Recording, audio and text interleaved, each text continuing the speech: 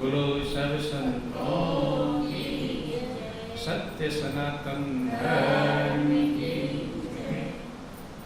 बहुत ही सौभाग्य का समय है कि उस महाप्रभु की असीम दया दृष्टि से हम सभी लोगों को ये सत्संग का परम पावन अवसर मिला है। ये प्रभु की बहुत बड़ी कृपा है और बहुत बड़ी दया कहलाती है। हम सभी बहुत भाग्यशाली हैं, चूंकि प्रभु ने हमें 84 लाख योनियों में से निकाल करके मनुष्य का जोड़ा दिया है।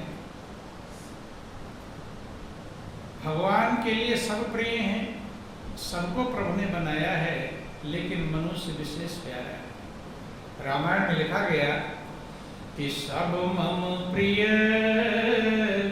सब मम उपजाए और सब ते अधिक मनुज मोहि भाए। अर्थात मनुष्य भगवान को सबसे ज्यादा प्रिय है, इसीलिए मनुष्य को सबसे ज्यादा अक्ल दिया है, सबसे ज्यादा सामान दिया है, सबसे ज्यादा बुद्धि दिया है और तमाम सारे साधन भी मनुष्य के पास मौजूद हैं। प्रभु के लिए मनुष्य बहुत प्यारा है, इसीलिए 84 लाख योनियों में से निकाल करके देव दुर्लभ परमात्मा ने मनुष्य का जीवन हमें दिया है। जो इसी बात को समझ जाए कि हम प्रभु के बहुत बड़े प्यारे हैं, प्रभु हमसे बहुत बड़ा प्रेम करते हैं, तो भी वो धन्य हो जाएगा, कृतार्थ हो जाएगा। लेकिन कभी आपको ये समझ में आता कि भगवान मुझसे बहुत प्रेम करते हैं? ये बात जल्दी समझ में आती नहीं है। भगवान ने ये नहीं किया, ये नहीं किया, ये तो आता है याद, लेकिन जो जो किया है उसकी याद कभी आती नहीं। जो नहीं किया है, जो संकट आया है, उसकी तो याद रहती है, लेकिन प्रभु ने जो सुख दिया है, आराम दिया है, भाग्यशाली बनाया है, उसका ध्यान मनुष्य को रहता नहीं। और जो ध्यान ही उल्टे का है तो कैसे रहेंगे? खुश रहेंगे, बेचैन हैं? उल्टे का ही ध्यान है, अच्छे वाला ध्यान। प्रभु ने अच्छा क्या क्या किया है इसका ध्यान रहता नहीं है। क्या याद रहता है? जो नहीं किया है, जो हुआ नहीं। जो हुआ ही नहीं तो बेचैन रहेंगे या खुश? मन वही रहता है। महापुरुष कहते हैं उसको याद करो, प्रभु की कृपा का याद करो जो प्रभु ने आपके ऊपर कृपा किया है। लेकिन अजीबोगरीब ये दुनिया है, संसार भी अजीबोगरीब है। यहाँ रहता कुछ है और जीव समझता कुछ है, कुछ का कुछ समझता है। देखो, जब इस दुनिया में आप मौजूद रहते हैं तब आपको कभी आश्चर्य नहीं लगता कि हम जिंदा हैं। आश्चर्य लगता है, और जब जाने लगते हैं तब आश्चर्य आ गया टाइम जाने का, तब बेचैन हो जाते हैं। महापुरुष कहते आश्चर्य अब है, जो आप जीवित अवस्था में बैठे इसमें आश्चर्य समझना चाहिए। चूंकि एक पक्षी का पिंजरे की खिड़की खुली रह जाए तो बैठा रहेगा कि उड़ जाएगा? क्या करेगा? अच्छे अच्छे फल रख दो, खिड़की खुली छोड़ दो, तो फल खाएगा कि भागेगा?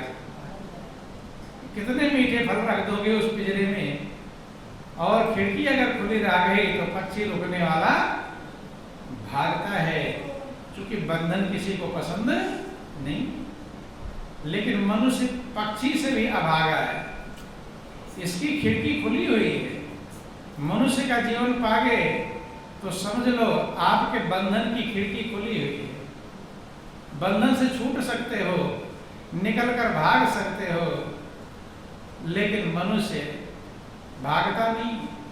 क्या कर रहा है? ये फल चखने में लगा हुआ है। क्या चखने में लगा है? फल चखने में। ये वाला फल चख लो, लाओ धन वाला फल चख लो, बिल्डिंग वाला फल चख लो, पत्नी वाला, पुत्र वाला, पति वाला, भाई वाला, तमाम फलों के चखने में कहता खिड़की तो खुली है, उड़ जाऊंगा, फल भी तो चख लो। और फल चखते चखते मौत रूपी दरवाजा आकर बंद हो जाता है। जो उड़ने का समय था वो निकल जाता है, ना यहाँ का हुआ ना वहाँ का। महापुरुष कहते हैं कि 10 द्वारे का पिंजरा और तामे पंछी कौन, रहे को अचरज है गए अचंभा कौन।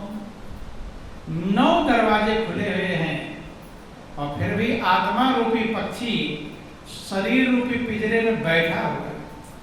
आश्चर्य इसमें करना चाहिए। जो इसको आश्चर्य की तरह से देखा, दृष्टि से देखा, कितना बड़ा आश्चर्य है। इन 9 खिड़की खुली हुई है और आत्मा भी अंदर बैठा हुआ है। ये आश्चर्य है। आश्चर्य की तरह से भगवान कृष्ण गीता में कहते हैं, अर्जुन, सत्य को कोई बिरला आश्चर्य से देखता है। तो जब आप आश्चर्य से देखेंगे तब आप सच्चाई को समझ पाएंगे।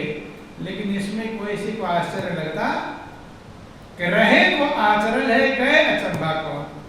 पक्षी आत्मा रूपी पक्षी उसमें बैठा हुआ तब आश्चर्य है, और निकल गया उसमें कोई आश्चर्य नहीं है।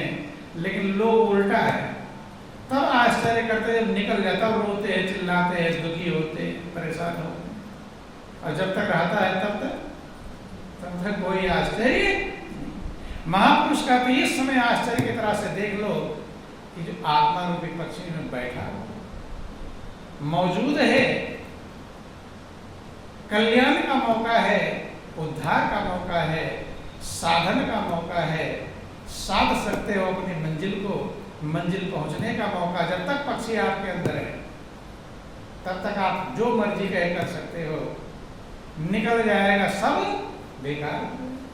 लेकिन जब तक इसमें पक्षी बैठा रहता है तब तक जीव अज्ञानता में जीता है। किसमें जीता है? अज्ञानता में जीता है। अब ये कर लूं, अब ये कर लूं, अब ये कर लूं। माया का जाल, तान पाप का जाल। महापुरुष कहते पाप का जाल बेलता रहता है। कभी इधर पाप का कर्म तैयार किया, कभी इधर, कभी इधर ईर्ष्या द्वेष, कभी इधर छल कपट। महापुरुष कहते पाप के जाल तैयार करता रहता है, और जब निकल जाता है तो हाय हाय करके असहाय बन जाता है। संत महापुरुष युगों से लेकर समझाते रहते इसी बात को समझाते। जिसने समझ लिया, ध्यान देना, महापुरुष कहते हैं, भागवत में वर्णन आया कि वही माँ है जो संतान को सत्य का रास्ता दिखावे या माया जाल में फंसावे। किधर दिखावे? सत्य का रास्ता दिखावे। अज्ञानता को दूर करे। वही पिता पिता है, वही भाई भाई, वही बंधु बंधु, हित मित्र रिश्तेदार, वही संबंधी हैं जो आपको सत्य का मार्गदर्शन करें, जाल से छुड़ाने का उपाय बतलाए। जो जाल में फंसाने का उपाय बतलाए वो देखो। सब लोग अपने संतान से बहुत प्रेम करते हैं कि नहीं करते? तो आप अपने संतान को जाल में फंसाते हो या छुड़ाते हो? क्या करते हैं? बोलो वृंदावन बिहारी लाल की। अपने दिल से पूछो, आपके जो बेटा बेटी हैं, आप उनको जाल में फंसाते हो या छुड़ाते हो? क्या करते हैं? छुड़ाते हैं, फंसाते हैं। क्या करते हैं?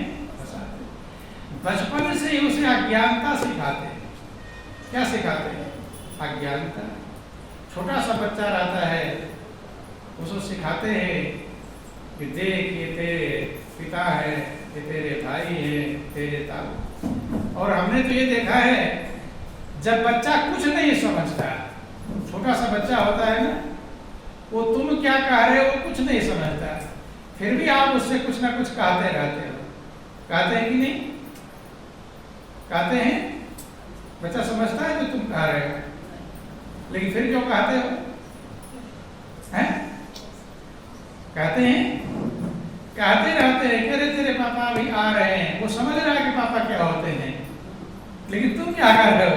आ रहे तेरे पापा, आ रहे हैं, चुप हो जा, चुप हो जा। कहते हैं। वो कुछ नहीं समझ पाता, लेकिन फिर भी तुम पढ़ा रहे हो। क्या पढ़ा रहे हो? जाल में फंसाना पढ़ा रहे हो, छुड़ाना नहीं पढ़ा रहे। ये भूल है। वहीं से अभी वो कुछ समझता नहीं तो वही पढ़ाना शुरू कर दिया, और ऐसा हमें लग रहा सभी ऐसे ही करते हैं, करते कि नहीं हैं? या तू रोना मत, तेरे पापा आ जाएंगे, तेरी दादी आ रही है, बुलाओ दादी को, बुलाओ ना। वो कुछ नहीं समझ दादी क्या होती है, पापा पिता क्या, तो कुछ जानता है?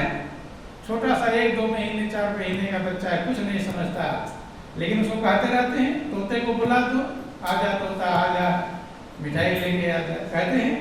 वो समझ रहा तोता क्या होता है, मिठाई क्या होता है, कहते हैं, लेकिन सिख पढ़ाते हैं। क्या करते हैं?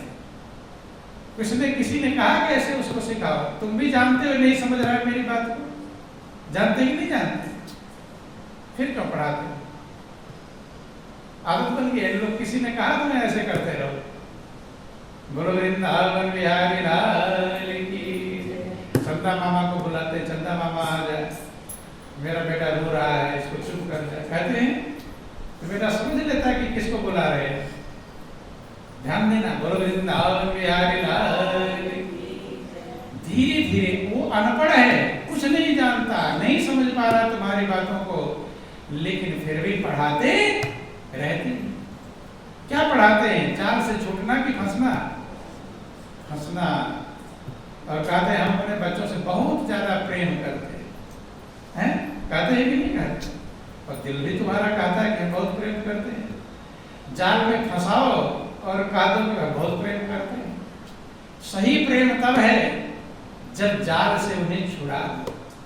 क्या कर दो? सही प्रेम उसे कहते हैं। अगर आप संतान सही प्रेम करते हैं तो उन्हें से अगर जाल से छुड़ाने का उपाय करोगे तब आप सही प्रेम करते हैं।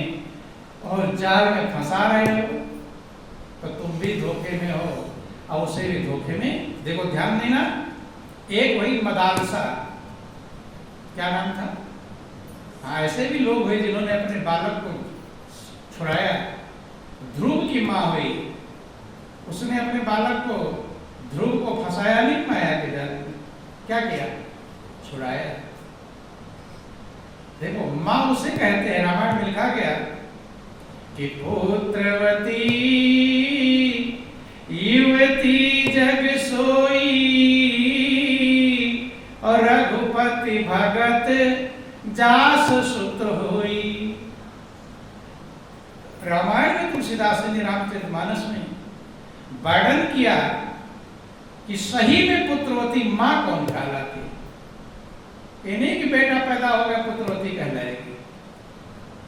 पुत्रवती कौन कहलाएगी? पुत्रवती युवती जग, वही युवती पुत्रवती कहलाती है।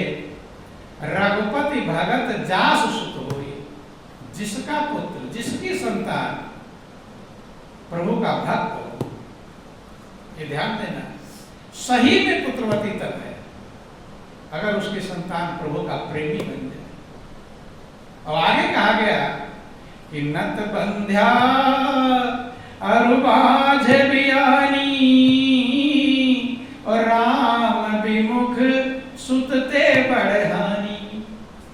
अन्यथा वो बंध्या है, बाझ है, जन्म तो दे दिया लेकिन चूंकि उसकी संतान प्रभु का भक्त नहीं हो पाया, भक्त बनाया नहीं, इसलिए वो बंध्या ही है। पुत्र को जन्म देते, संतान को जन्म देने के बाद ही बंध्या ही है। ये महापुरुषों की, रामायण की बाणी है बंधु। कबीर कहते हैं कि जननी जने तो भक्त जन, या दाता की सूर, और नाहित जननी बाज रहे मति गवा दे।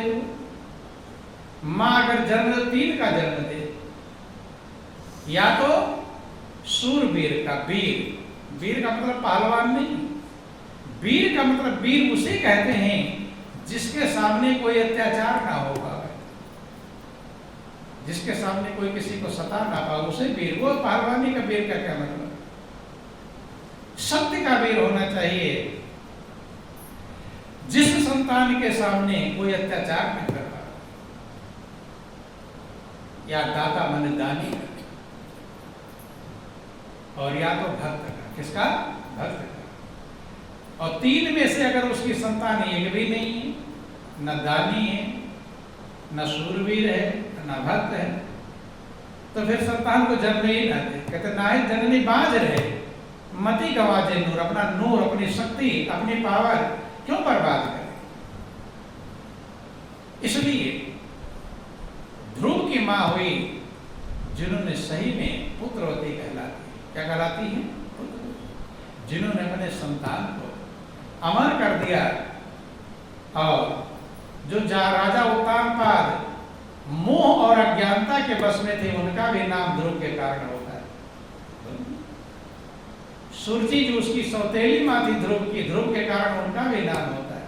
तो आप सुनते नहीं कई कुल को तार देता है बंधु। ऐसे ही एक भक्त हुई, ज्ञानी भक्त मदालसा। मार्कंडे पुराण वर्णन आया कि मदालसा का विवाह राजा ऋतुध्वज से हुआ। उसके पति का नाम था ऋतुध्वज। शादी विवाह हुआ, रानी बनकर गई, लेकिन वो ज्ञानवान थी। ज्ञानवान का मतलब होता है सत्य को सत्य समझना, असत्य को असत्य समझना। जो असत्य को सत्य समझता है और सत्य को असत्य समझता है वो अज्ञानी। दुनिया असत्य है, इसे जो सत्य समझता है वही अज्ञानी है, और परमात्मा सत्य है, उसे जो असत्य समझता है वो भी अज्ञानी है। वो ज्ञानवान थी, सत्य को सत्य समझती थी। उसको भी सोने चांदी हीरे मोती गहने मिले होंगे, मणि माणिक मिले होंगे, राशि सुख सुविधाएं मिली होंगी, लेकिन ये दुनिया की चीजें फंसने के लिए नहीं मिली। लेकिन ज्यादातर लोग इसी में फंस जाते हैं। फंस गए, ना इधर के हुए ना उधर के। जैसे पक्षी दाने के लोभ में जाकर जाल में फंस जाता है, तो न दाना खाने का मन कहता है और जाल से निकल पाता नहीं, दोनों ही गए। दाना मिलता नहीं और जाल से निकल पाता। ऐसे ही संसार एक जाल है, इसे भावजाल कहते हैं, दुखों का जाल कहते हैं। और इसमें जो चीजें तुम्हें लुभाती हैं वही दाने हैं, जो तुम्हें आकर्षित करती हैं, खींचती हैं, वो क्या है? दाने। और उसी के आकर्षण में जीव जाकर फंस जाता है। न दुनिया का आकर्षण मिलता है और न जाल से छूट पाता है। मदालसा सबसे पहला संतान उसका हुआ बेटा, उसका नाम राजा ने रखा विक्रांत। क्या नाम रखा? विक्रांत। तो जैसे तुम लोग बच्चों को चुप करते हो, रोता है, ऐसे मदालसा भी रोने पर चुप करते थे।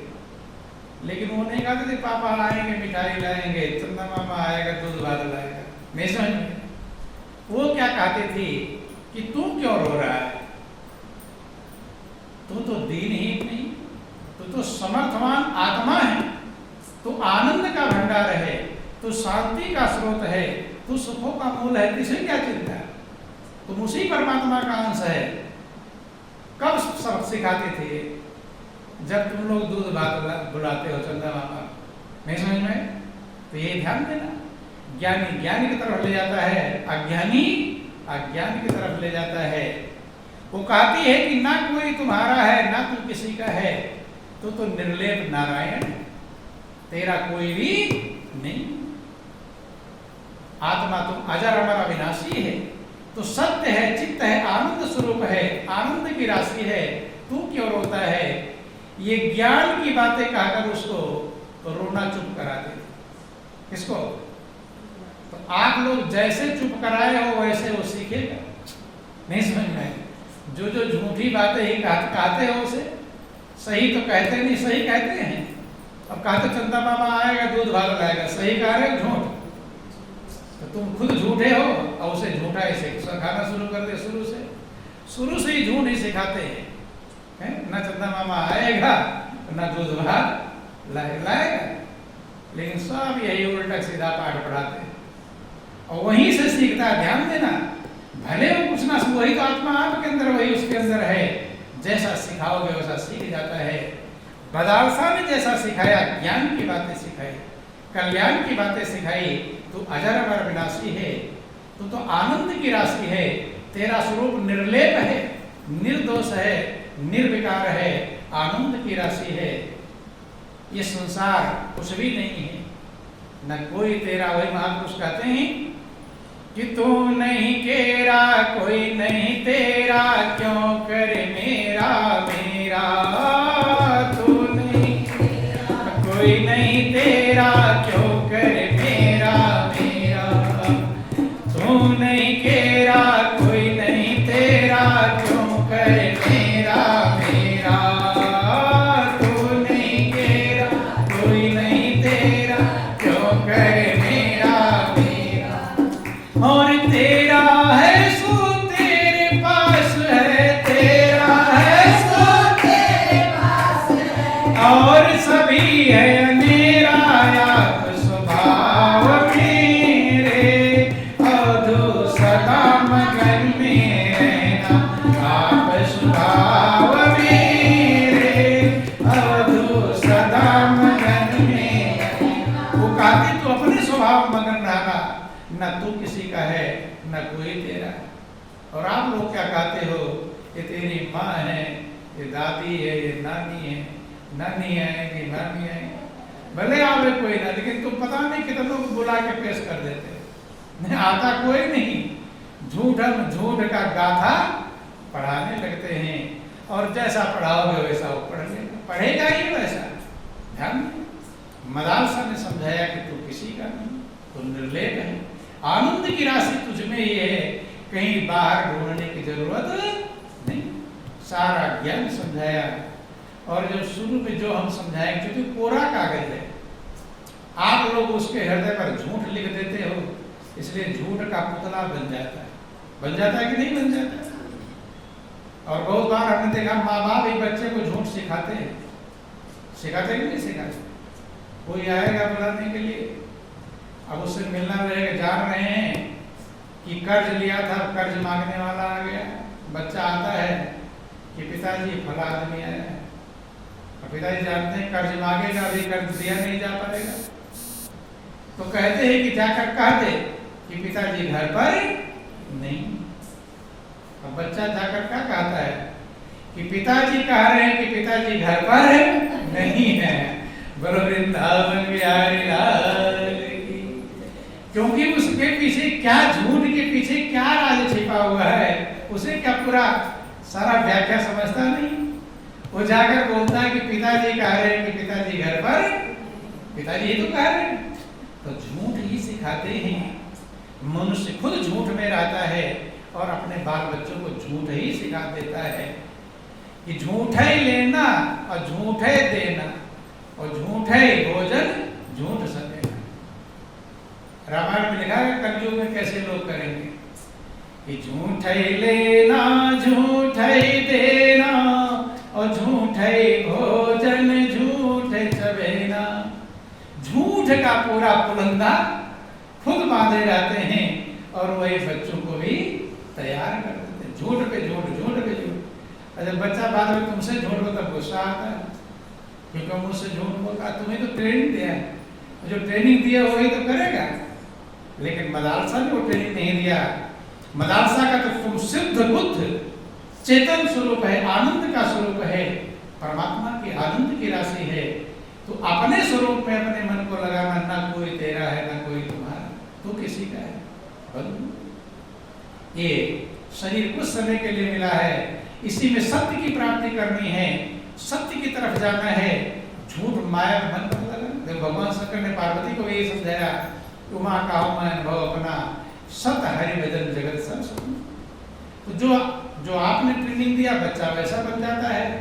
जैसा मदालसा ने ट्रेनिंग दिया उसका बच्चा संस्कारी बना। और संस्कारी बनकर जब समझ गया कि माया का जाल है, ये दुनिया दुख का भंडार है, इसमें फंसना नुकसानदेह है, तो वन में तपस्या करने चले गए। कहाँ चले गए? वन में विक्रांत। धीरे धीरे करके दूसरा बेटा हुआ, उसका नाम रखा गया सुबाव। क्या नाम रखा गया? उसको भी वही समझाया, जो खुद पढ़ी है वही पढ़ा रही बंधु। वो भी वन में तपस्या करने चला गया। तीसरे बेटे का नाम अरिमर्दन। क्या नाम था? अरिमर्दन। अब राजा ने देखा कि मेरे बेटे तो कहाँ जा रहे हैं? वन में जा रहे हैं, वन में जा रही है। राज्य पार्टी किसके लिए? आप लोग ये चिंता करते हो, किसी को संतान नहीं होते तो क्या सोचते हैं? दुखी होते हैं, बेटा बेटी नहीं। कौन लेगा इस घर मकान को? चिंता रहती कि नहीं रहती? बाप देवखरी पूछते हैं, कोई बेटी ही हो जाए, देवता पितर पूछते हैं कि नहीं? किस लिए पूछते हैं कि इस घर मकान जमीन जाल को कौन लेगा जब कोई बेटा बेटी दे नहीं? चिंता रहती है। अरे लेने वाले तो बहुत हैं, कोई भी ले लेगा, लेकिन तुम्हें उसमें संतोष नहीं कोई ले ले। तुम्हें किसमें संतोष है? मेरा बेटा बेटी लेना चाहिए, मेरा तेरा। अरे मान लो जिसके संतान नहीं उसका लेने वाला कोई है कि नहीं? लेने वाले हैं, लेकिन तुम कहते हो कौन लेगा? है ना मूर्खता वाला। जब लेने वाले ना होते तब कहते कौन लेगा, लेकिन क्या कहते हैं कौन लेगा? ये सब क्या होगा, किसके काम? अरे लेने वाले बहुत देर तैयार है, छीना झपटी कर लेंगे, नहीं समझ में आया? लेने से रहेगा नहीं। लेकिन तुम क्या चाहते हो? मेरी औलाद, नहीं समझ में? वो ले। जहां मेरा तेरा का बखेड़ा है वहीं दुख का कारण है। महापुरुष कहते हैं कि मैं मोर तोर तय माया और जय बस की ने जीव निकाया। ये मैं हूं मेरा तेरा, कि मोर तोर की जेवड़ी बटी बाधा संसार। सारा संसार किस जेवड़ी में बधा हुआ है? जेवड़ी माने रस्सी, जेवड़ी माने रस्सी। किस रस्सी में बधा है? मोर तोर की जेवड़ी, मेरा और तेरा, इसी को माया कहते हैं। भगवान राम ने कहा मैं और मोर तोर ते माया, मैं हूं ये मेरा, ये तू है ये तेरा। मोर तोर की जेवड़ी बड़ी बाधा से पूरा संसार को बांध रखा है। कबीर कहते दास कबीरा क्यों बधे जाके नाम आधार। कहते हैं कि प्रभु का दास नहीं बधता जिसने नाम का आधार पकड़ लिया।